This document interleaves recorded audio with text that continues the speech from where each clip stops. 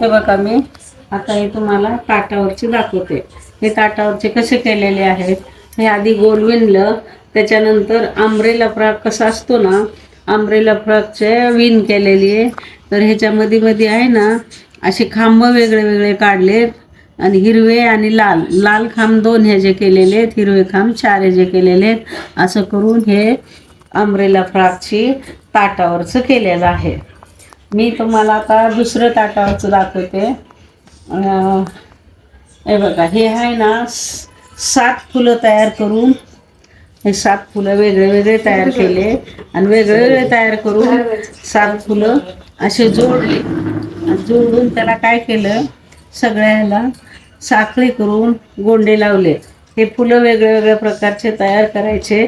आधी गुलाबाचे तयार करायचे, नंतर हिरवे लावायचे, मग ते गुलाबी रंगाने फुलं तयार करून वेगळे वेगळे फुलं करून जोडले. आता हे आहे ना, हे बघा, हे काय केलेलं आहे, हे बुटके खांब घेऊन हे ताटावरचं तयार केले. ह्याला कुठंसुद्धा तुम्हाला मोठी खिडकी खांब कुठंच दिसणार नाही आणि कडनी ह्याला झालर केलेली आहे. हे ताटावरचं वेगळं केलेलं आहे, वेगळ्या पद्धतीचं ताटावरचं. जरी तुम्हाला पाहिजे असलं तरी मी करून देऊ शकते. वेगळ्या पद्धतीचे ताटावरचे 2 कलरचं केलेलं आहे आणि हे सगळ्या कलरचं केलेलं आहे. हे ताटावरचं आहे ना, तुम्ही समई ठेवू शकता, जेवणाचं ताट ठेवू शकता. जेवणाचं ताट ठेवलं ना, आता तुम्ही रांगोळी काढली ना, खाली पायाला कचकच लागतं.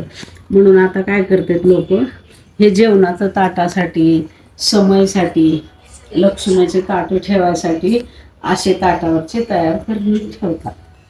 तुम्हाला पाहिजे असलं तर करून देते मी.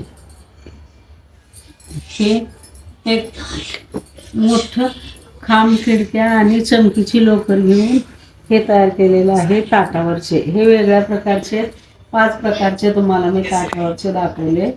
तुम्हाला कोणते पाहिजे असले तर तुम्ही मला करून देऊ शकते. माझ्या चॅनलला सबस्क्राईब करा, लाईक करा.